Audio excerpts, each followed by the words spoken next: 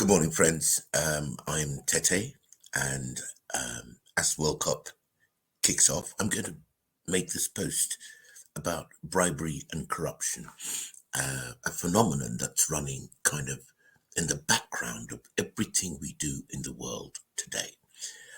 I'm going to post this to Facebook, to YouTube, to my channel on Rumble and Telegram. Please do like the post and share, comment as you will, because it helps my content to come to the eyes of many more people. But let's get straight to it. This is a quick one about bribery and corruption. And the point I'm going to make is that bribery and corruption is actually a global phenomenon which we all encounter all over the world. Now, I know that a lot of Africans are constantly going on about bribery and corruption in their own countries.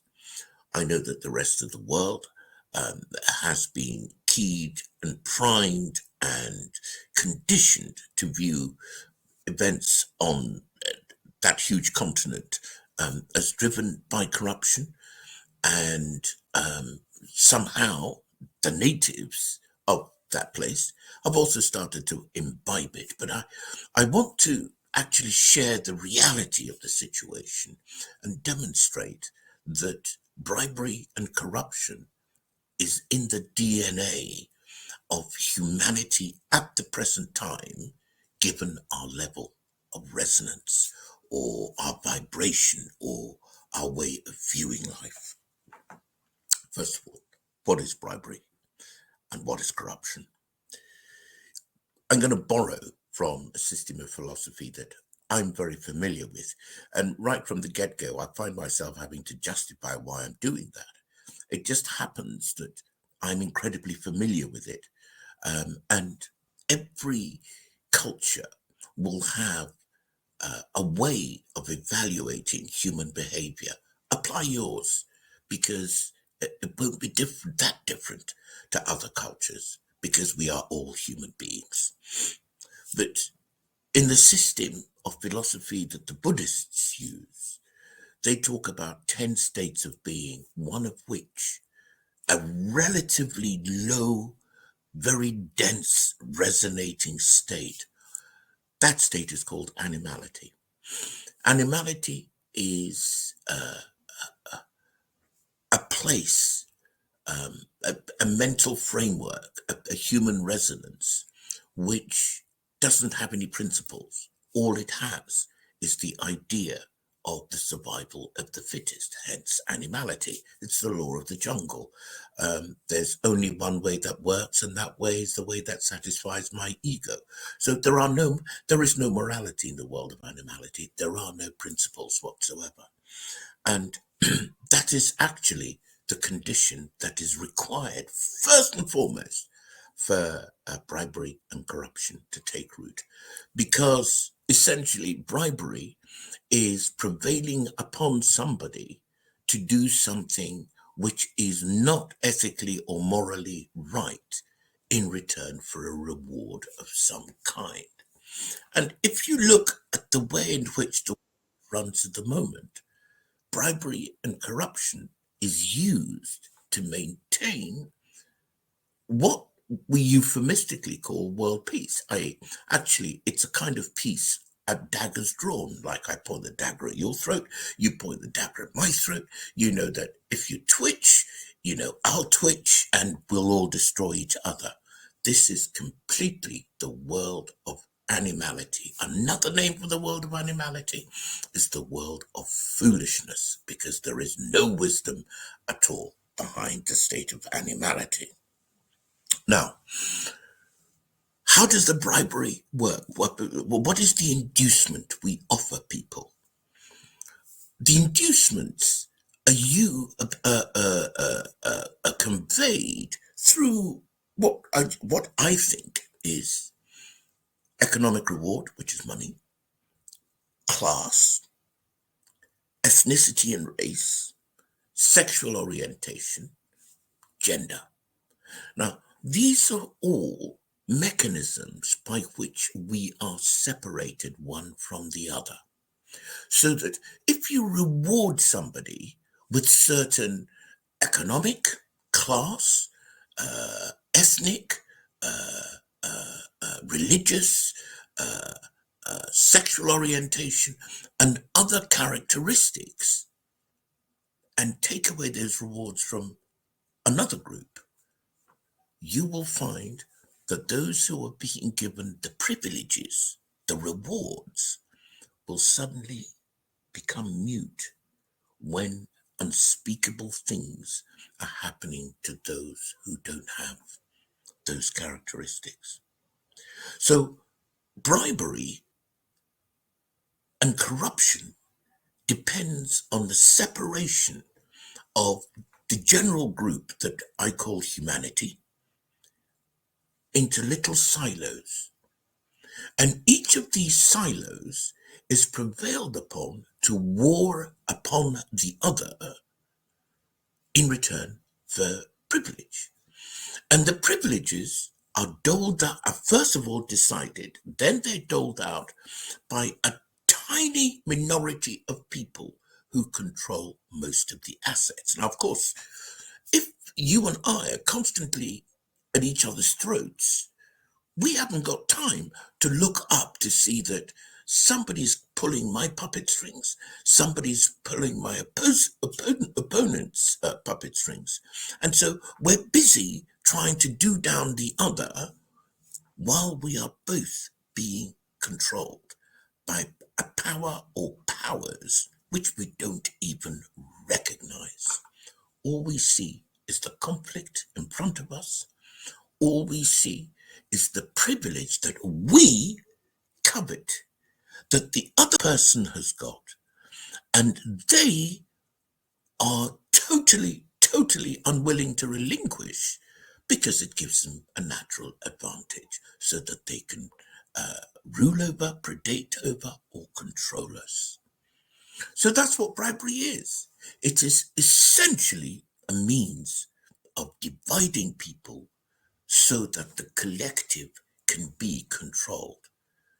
There is no doubt about this. It leads to loss for everybody. Can't remember who actually said it, but if you go for an eye for an eye or a tooth for a tooth, if you follow that kind of retributional law, we will all end up both toothless or blind because we will have blinded each other and knocked each other's teeth out. So the privileges that are offered are sometimes so compelling.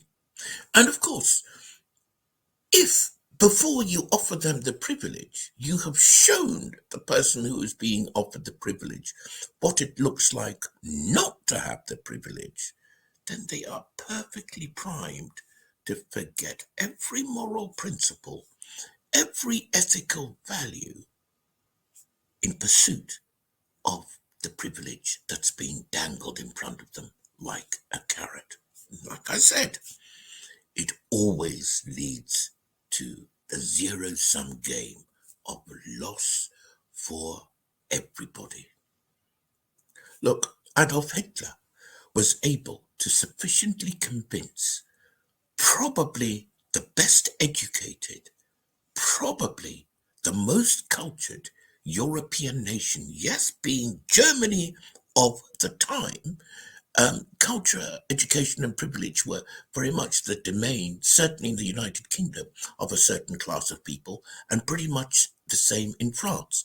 But in Germany, the general level of education was actually much higher than that of her opponents in World War One and in World War Two. But the country was almost like an island unto itself. France, Spain, Portugal even, and the United Kingdom had colonies which they had nurtured for centuries all over the planet. Their languages were spoken abroad. Nobody else spoke German except for the Germanic people, which you would find in the Sudetenlands, in Czechoslovakia, in Germany, and also Austria. So a very limited linguistic base. And yet these people actually were able to be persuaded by Adolf Hitler, the carrot he was offering them, that they were going to be the master race, and everybody else, particularly the Slavs, the Africans, the Asiatics, and so on, were Untermenschen, i.e., people of a lower class. So you can see how compelling a bribe is. And there's a bit of me that finds for somebody who is offered this carrot when he is absolutely gagging for it to kick his morals and values out of the window and follow the seduction that's being offered. To a degree, what is going to happen in Qatar is another such bribe. We are all going to be drawn and focused on a game which we all love, and it's going to be for 2, 3, 4 weeks. It's going to be the opportunity for us, even if our countries are kicked out, to be riveted by this public spectacle of a sport which we all enjoy.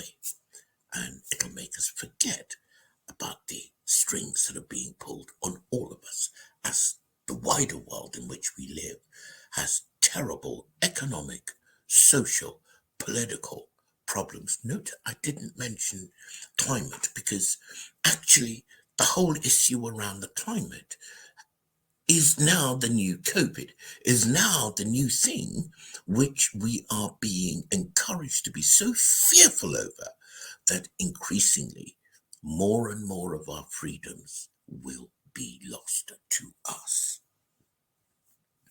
Last point I'm going to make about bribery and corruption is that it is predicated on the fundamental belief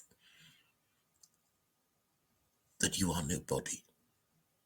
Yeah? There are two elements of the bribery conundrum.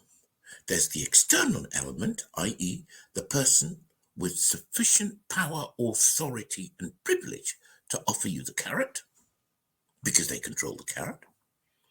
And then there is an internal element, which is your self-image, your life image, your self-conception, above all, your consciousness of A, who you are, and B, how you should live as a human being. If the internal factors, particularly your consciousness, is wobbly in any way, shape, or form, I guarantee you, you will go for the carrot. The only thing that stands between you and the carrot is your consciousness, which manifests in part as your system of ethics, your system of morality. Okay.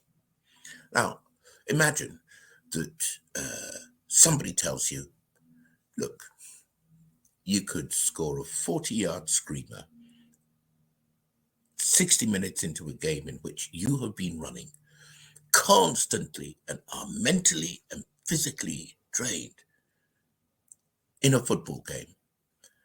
You would say, yeah, right. Tell that to the Marines. I mean, they'll believe anything, kind of thing. But people do all the time. I remember that there are two people that stick out in my mind. There's a guy called Paul Scholes. He used to play for Manchester United. He wasn't a big fellow. He wasn't particularly strong.